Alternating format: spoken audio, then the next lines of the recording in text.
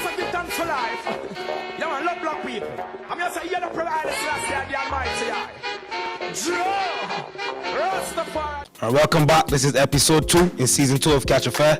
Last week we saw Lamomo Batson. He gave us an excellent interview speaking to the youth of Barbados. This week we're going to introduce you to a young man, Buggy Nhakente. A lot of you guys out there know Buggy's music. When we come back, we're going to meet the man behind the music, see what his message is all about. When we come back on Catcha Fyah.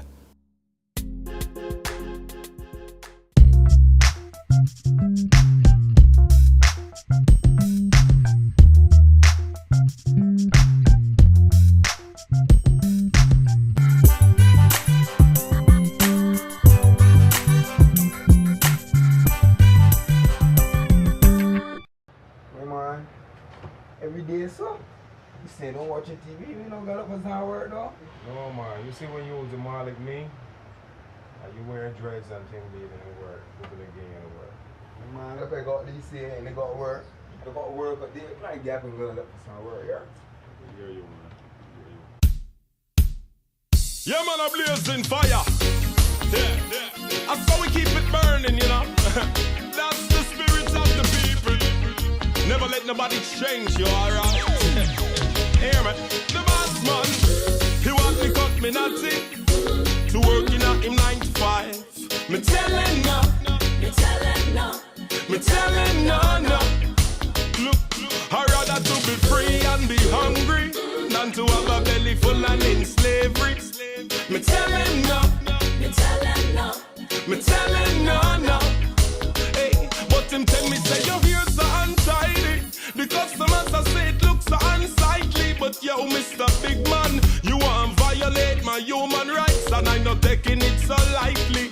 Me curriculum vitae is in order, reference is good. I look to get the job, your system tell me that me should. But you will try make it so hard for me, cause I know in a Christianity you claim say me no worthy. He want me cut me natty to working at him 9 to 5. Me telling no, me telling no. Look, I'd rather to be free and be hungry than to have a belly full and in slavery. Me telling no, me telling no. So me say why you a move like you're so prejudiced. This remind me of grandmommy, I'm the colonist. You don't know me yet, you label me a terrorist, because the way me come from can't work in all your business. Say you only need me to clean up your yard and wash down your cars. Say me more qualified than your present manager. Sorry mommy, sorry daddy, that system the flat. Me I gotta continue work for job because he want me cut me natty to working at him 9 to 5. Me telling no, me telling no. Look.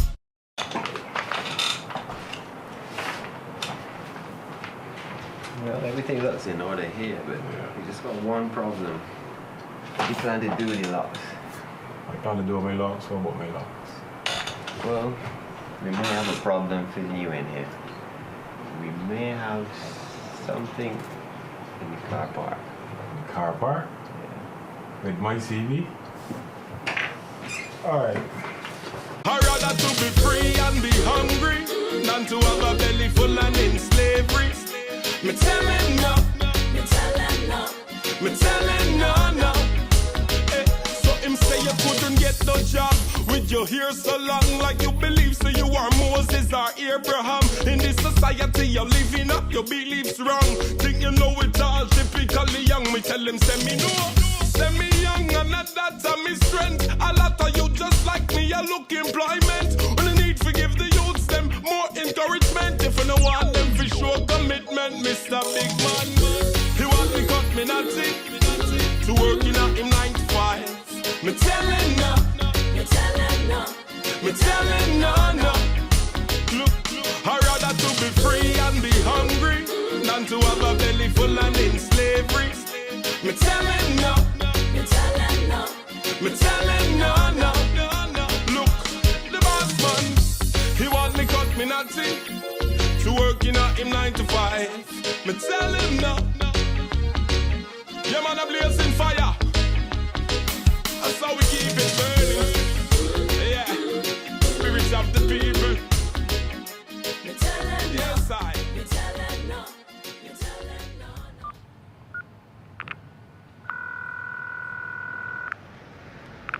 Yo, brethren.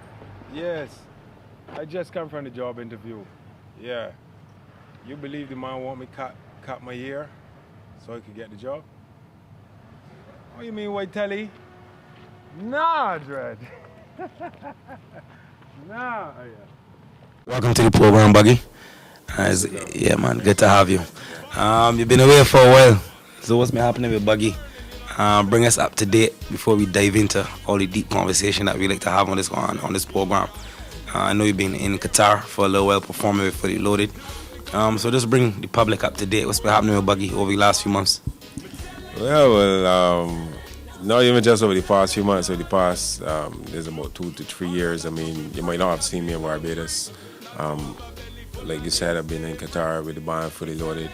I've been obviously currently working on my third solo album.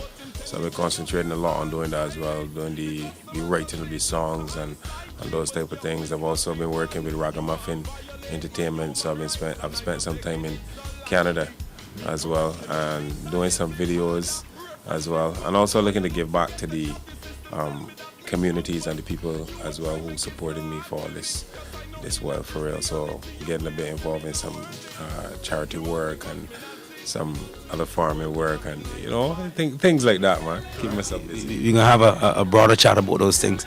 Buggy Nhakente, as an artist, I want you to talk to me about your development over the last 3 to 4 years.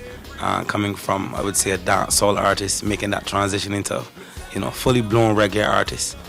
Talk to me about your art form, how that has developed over, Yeah, well, I didn't used to do dancehall mainly. I mainly always used to dabble with reggae. I used to meddle with raga soca a lot too in the earlier days, but I always found reggae to be a music that I could use to put the message that I wanted to do, because I always believe that music is supposed to, well, at least whatever you're doing, any project or anything like that is supposed to be uplifting to your people and your society and communities and those things, So that's why I mainly stick to dealing with reggae music. Okay, you had this song recently, A Man Is Just a Man. Do you consider that, I would say, your breakthrough hit as far as reggae is concerned? Most definitely, to another level, because there was a song I did called I See Them, and I See Them had become like an anthem, I See Them really captured the hearts of not just Barbadian fans, but fans across the region in the Caribbean as well. So Just a Man added a lot more energy to the whole I See Them, yeah, man. What about your work with Sizzla Kalonji? There was a period of time where you had a few collaborations with Sizzla. What did that do for your career?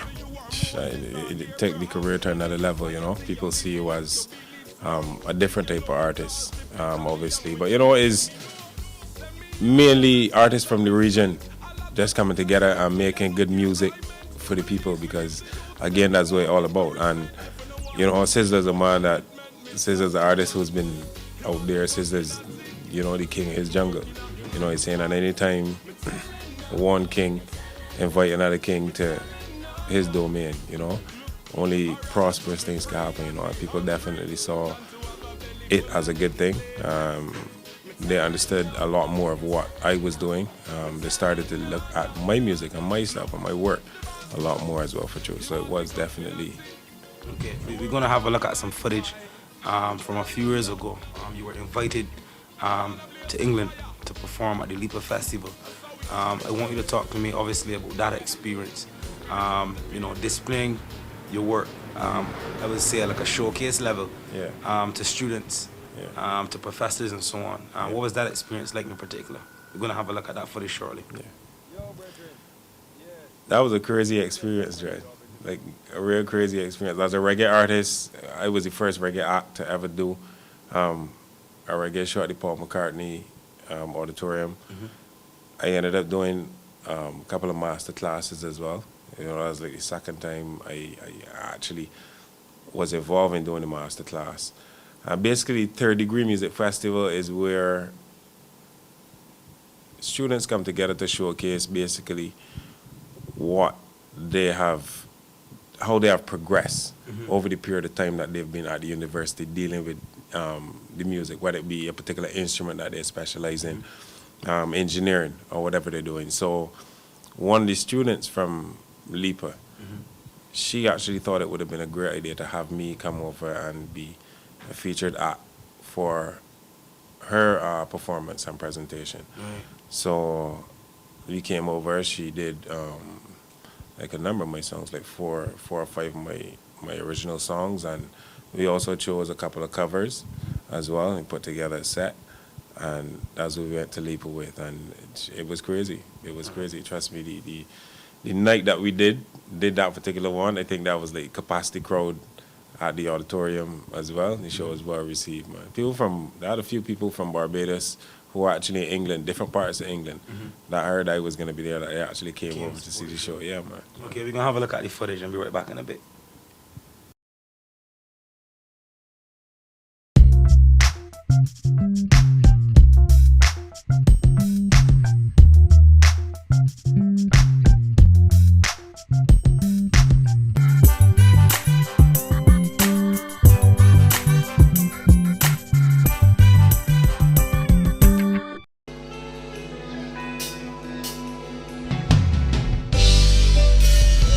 It goes on and on,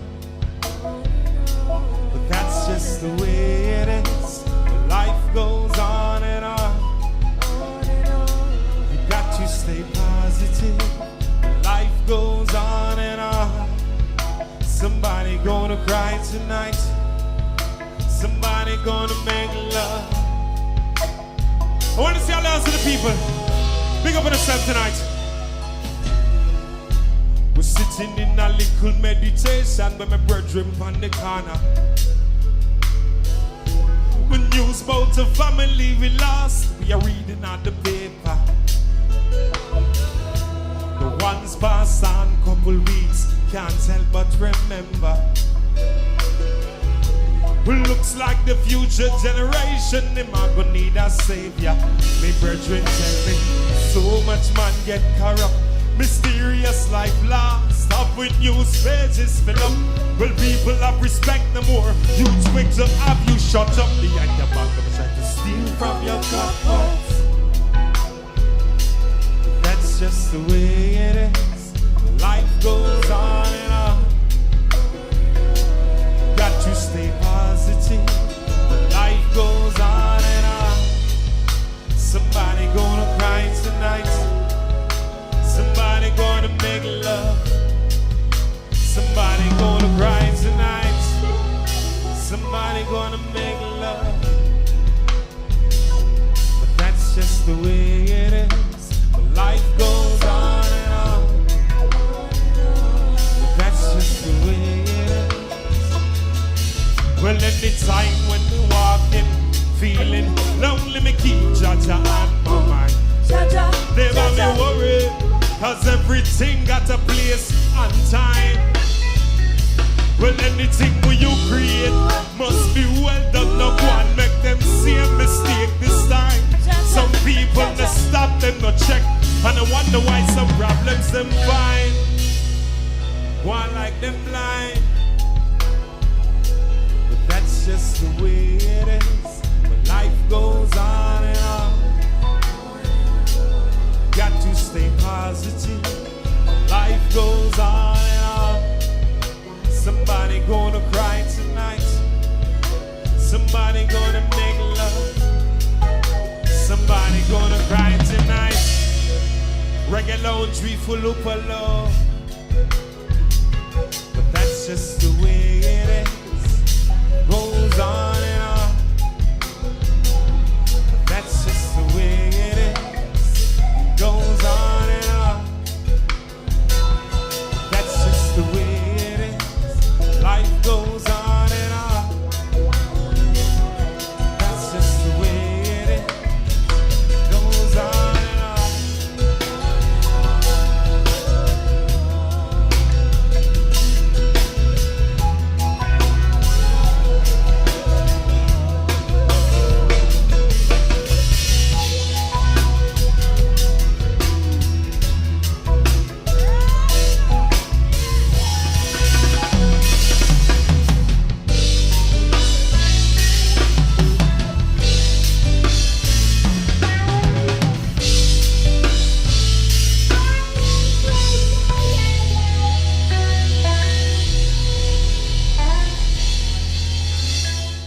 talking about Qatar, what's the experience been like?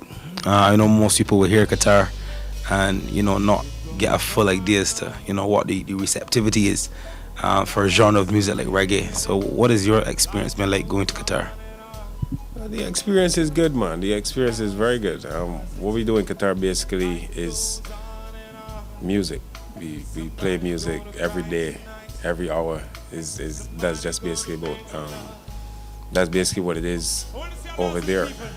In terms of reggae music and the reception, you would be very surprised the cross section of people across the world who enjoy reggae music, who love reggae music, who know about reggae music that even I don't know about, that can tell you songs that Bunny Wailer used to sing that I don't even know, you know. So when I first came, I was a little skeptical, you know. I was actually a little skeptical about going in the first place because, you know, you don't know, you're going to people who don't even know where you're coming from. They don't understand you, they don't understand your language, different religion completely, you know. So it took a little while before I actually worked myself into building the energy and building the vibes with the people and them type of things. And, you know, after you get past that initial stage of, because the music can speak for itself then and there. But after you get past the initial stage of the communication, after you break the communication barrier on some level, then everything is all right, man. And everything is all right. All right, a big part of this program, Buggy, is obviously speaking to the youth, the younger generation. What you do is, in my mind, on the level of entrepreneurship. So from the business perspective of it, how has it been managing yourself, managing the finances, traveling? You have to invest in equipment, you have to invest in yourself, whether it be voice training, whether it be simple attire. So talking about the business aspect of being an artist, about that aspect of it, how difficult or how easy is it? Well, a lot of people say it sometimes is difficult or as easy as you make it. From the onset, you know, coming from Barbados and dealing with this genre, you got like a serious mountain to climb, you know. So you need serious people around you. And when I first decided to take reggae music and the art form serious, I actually then had to get the people around me, like my closest friends and them, to understand that I was being serious about it. And with getting them to understand how serious I was about it, then that's where the initial set of money or business came from anyway, you know. Whereas you need money to go and start recording a song or something, you say, well, I don't have so much and so much or whatever, and maybe not working at the time. Because for me at the time I had already I had a little different experience, you know. I had saved some money and that type of thing, so I actually had an initial start. But those people that were around me, you know, those were people who put in a little bit of money here, put in a little bit of money here, you get a little start here, then you take this money, you look at the best thing to invest in at the time from where you're going. You know, you need things like songs. You have to have songs. You know, you need to dress a kind of way. You know, you need, like you say, to go to voice training and all these things. So you really go manage and separate. Actually go understand what is you really getting yourself into. You know, it's a serious thing when you're dealing with. I mean, okay, so what kind of guidance? Because obviously we live in a society where, you know, you hear a lot of talk about cultural arts, the industries, etc. But there's not really a physical infrastructure to harness the talent of young people currently. So what do you say to young people who, some person may have a good voice, they're inspired to become a reggae artist or a hip-hop artist, or, you know, get involved in the art form, whether it be just playing the piano, becoming a producer, whatever level they want to get involved in? What do you say to that person? You gotta be committed, man. You have to be committed to what you're doing. You gotta be persistent and you gotta be consistent with it. You gotta know what it's about. You gotta know what you want to put forward to people as well. You can't let people just say, oh man, you're wasting your time, or you can't get done, or this is not. Nah, you gotta be real strong, man. You gotta be real serious about it too, you know. Dedication towards what you're doing is a real intricate key in the whole grand scheme of things, because if you're not really dedicated, in a year or two things could look real slow, because there's reggae music, another artist can come along, or things change. Like for instance, back in the days you had things going from selling vinyl to CDs, then to MP3, so you know that side of the business drop off. So then you obviously gotta look for new avenues, and you gotta be reinventing and scheming all these things all the time. So you gotta be real focused, man. You gotta be real onto it. You gotta be real into it, and you just gotta keep doing it. You can't let nobody tell you at all that it can't happen. Even when you think for yourself that it can't happen, you still gotta go the extra mile and believe that it can happen. Okay. What are some of the things you think need to be done to create a platform where young people can actually benefit or actually see dividends from the art form? I mean, there's a lot of talk about not enough local music being played on radios. I was gonna say that more of the music from us. When I say us, I mean us here in the Caribbean, who live here in Barbados, who do these different genres. More of that music has to be played. A platform needs to be created for that to happen, right? And it don't just come from the DJs. The DJs play a very big part in it. Don't get me wrong. They play a serious role in it. And they definitely have to play a lot more of the music. The artists too. They gotta bring, like I said, they gotta be consistent with the music, and they can't. You can't just do music just because. I mean, everybody got their own reason and purpose for doing things, but it has to be going somewhere. You know what I'm saying? It gotta be going somewhere. So don't just do a song because you're trying to do a thing, or don't just get into music just because you're trying to do a thing or whatever. You got structure. You want to motivate. You want to inspire people. You want to change the world. You know what I'm saying, with your music. So yeah, the platform gotta be set. DJs gotta be playing more music. Artists gotta be more consistent with more music, songs. Like nowadays, I see a lot of people are interested in getting into technology, computers, and these type of things. So you know, you're going from the old style of recording the track one time to now you cutting and copy and pasting and using the Pro Tools and all these different things. You mentioned airplay earlier. So a big part of that obviously must be ensuring that quality. There's quality for a DJ to choose from. Now, as an artist, you're leading the charge, in my mind, for the reggae artists in Barbados, and not just reggae artists, but artists in general. As far as I would say production is concerned, consistency, I think you get a certain level of airplay that's above what we would normally see from other artists and so on. So from Buggy's perspective, I don't know, quality-wise, do you think there's enough quality on the local table for, let's say, a radio station to step up its airplay of local content by at least 40% on any given day? Because we often hear that there's not enough good music in the cupboard for a radio manager to say, look, come on guys, let's play all local music today. Yeah. When you say quality, you mean quality in terms of sound quality? Quality, S-O-N-G and S-O-U-N-D. Essence of the Yeah, sound both. quality. Yes, I think I had touched on that a little earlier. The what you saying in a song, what you singing in a song. The reason why Bob Marley's song "One Love, One Heart" keep hearing it for all these years, is because it's so magical, because it's an inspiration, and because it reach everybody, and everybody believe that it's for them. You know what I'm saying? So you gotta say things that got meaning.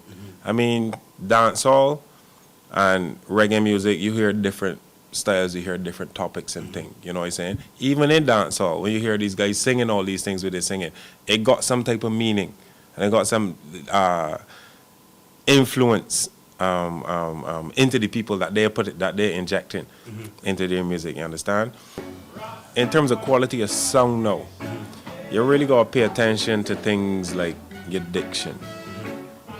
A lot of times people have said about me sounding Jamaican or anything like that. You know, it's, I have to say all the time, it's a language of a particular music that I learn in. It's not a music that was created in my neighborhood or directly around me. So I have to go and learn and understand what I'm doing in this music when I decide to reproduce it, you know?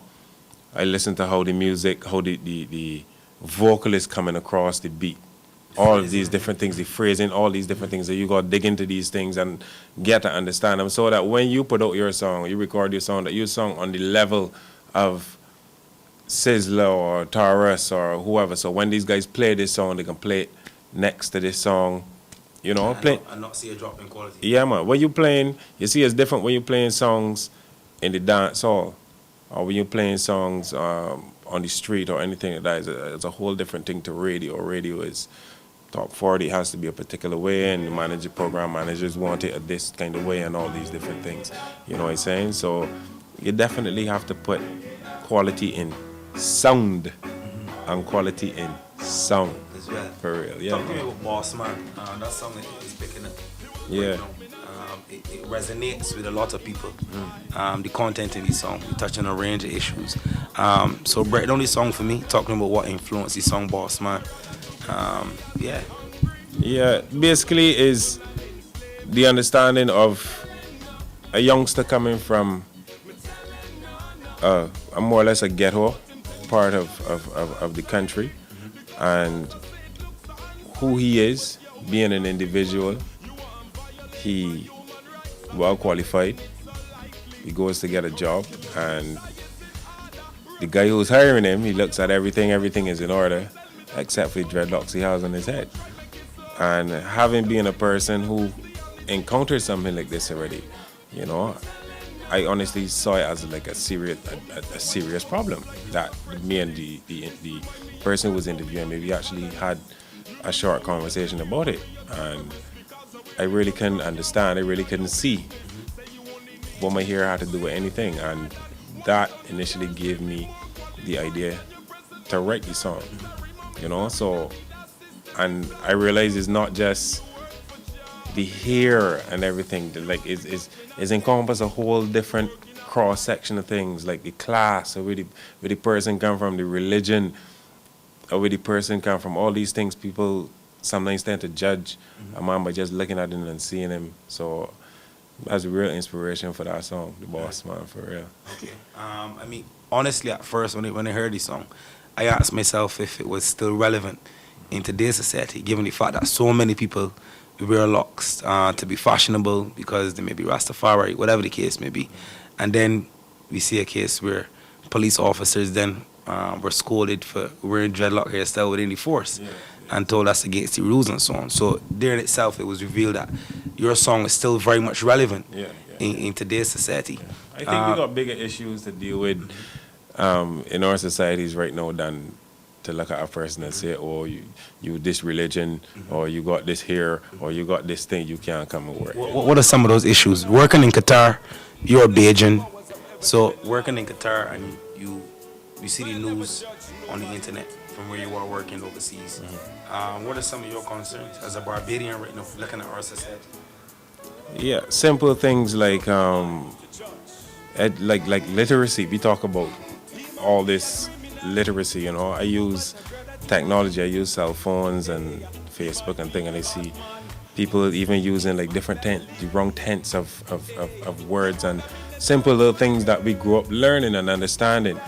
All right, so from Qatar, you're overseas, you're Bajan by birth, so obviously you keep track of, you know, current affairs. As an artist speaking to, you know, social issues, because that's what reggae really is, social commentary. What are some of the things that, you know, hitting close to home for you right now, concern you about Barbadian society as it is right now?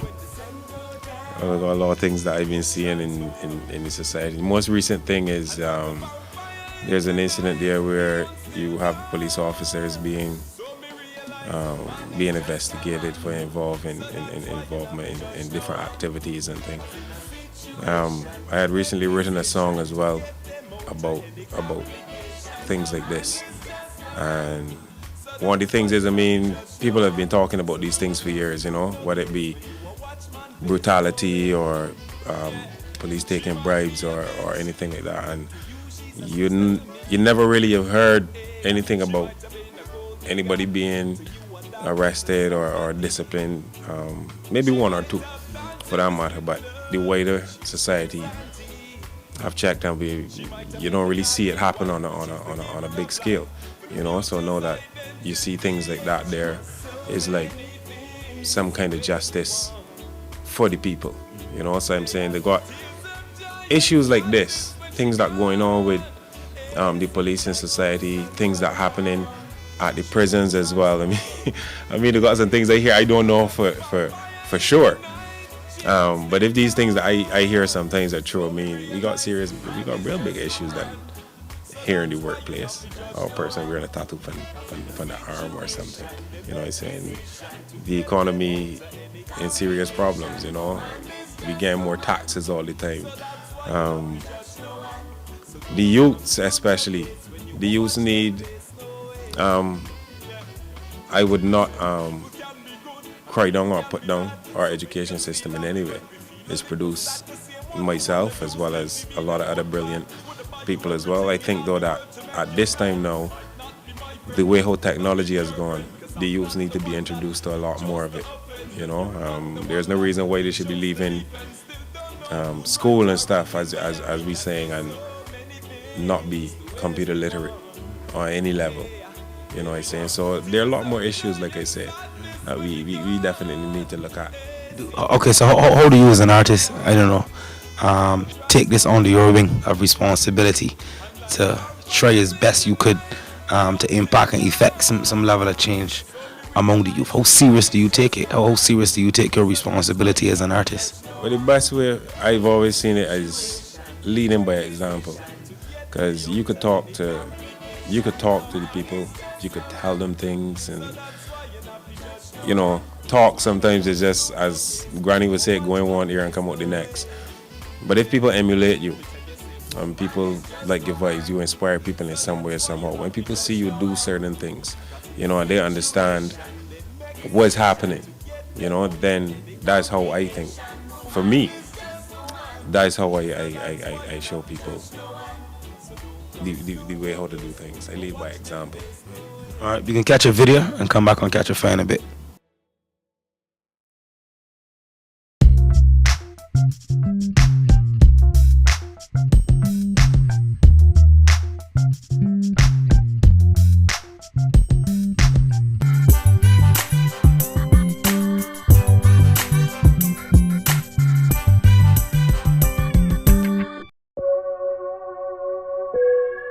Respect to one another. One love. Rastafari. Bajan Mafia. Alongside Buggy Nhakente. Respect, mama, respect, dada. Same way you give it, you a get that. Me tell you no respect, sister, respect, brother. It no matter class or your color, me I tell you respect, mama, respect, dada. Same way you give it, you a get that. Me tell you no respect, sister, respect, brother. It no matter class or your color. What me tell you no say respect you to all of the crew, uptown, downtown, and every avenue. Grandma, grandpa, niece and nephew. Fi no respect it, I fi continue. Me grow up with a firm principle. To get what you giving, it a fi natural. Can't only see physical, must see the spiritual. Can't give a portion, you must give it in total. Me a tell you no respect, mama, respect, dada. Same way you give it, you a get that. Me tell you no respect, sister, respect, brother. It no matter class or your color, me a tell you respect, mama, respect, dada. Same way you give it, you a get that. Me tell you no respect, sister, respect, brother. It no matter class or your color, no. Listen, manners make it man, my mama always say. Respect is something that will take you a long way. But nowadays when they use what the street, them a take it to another level. Seems as though those days are gone. Good people on this earth come together, prove them wrong. Our destiny is in our hands. Divided we are weak, together we are strong. Respect, mama, respect, dada. Same way you give it, you will get that. Me tell you no respect, sister, respect, brother. It no matter class or your color, me I tell you respect, mama, respect, dada. Same way you give it, you will get that. Me tell you no respect, sister, respect, brother. It no matter class or your color, no. So when me greet you, me say blessed love. And the thing me have me share amongst all of us. Today could be me and then tomorrow you bust. Same one you disrespect could be the one you fit trust. Nah. Without love for each other, where would we be? Probably locked away or in the cemetery. Respect could be the difference between life and death. If you fall down, do I help? No, I Respect, mama, respect, dada. Same way you give it, you will get that. Me tell you no respect, sister, respect, brother. It no matter class or your color, me I tell you respect, mama, respect, dada. Same way you give it, you will get that. Me tell you no respect, sister, respect, brother. It no matter class or your color, no. Respect, mama, respect, dada. Same way you give it, you will get that. Me tell you no respect, sister, respect, brother. It no matter class or your color, me I tell you respect, mama, respect, dada. Same way you give it, you will get that. Me tell you no respect, sister, respect, brother. It no matter class or your color, no, no. Yes, Catcha Fyah, keep on ever blazing fire. That's the spirit of the people. The boss man, he want me cut me natty. If he working at him 9 to 5, me tell him no. Me tell him no. Look, I'd rather to be free and be hungry than to have a belly full and in slavery. Me tell him no. Hey, me tell him no. Look, but him tell me say your hair so untidy. The customers I say it looks so unsightly. But yo, Mr. Big Man, you want violate my human rights, and I not taking it so lightly.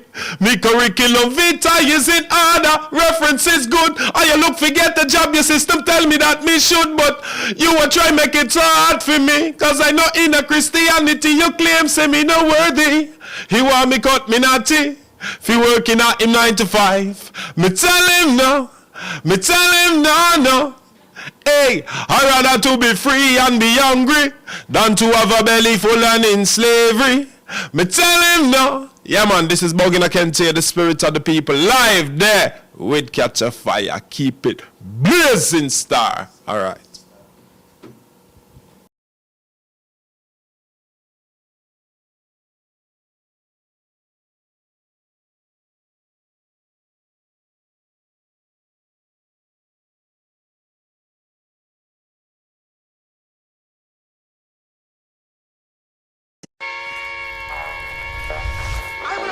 For life, you want love block people. I'm gonna say you're the provider, so that's the Almighty. Draw, Rastafari.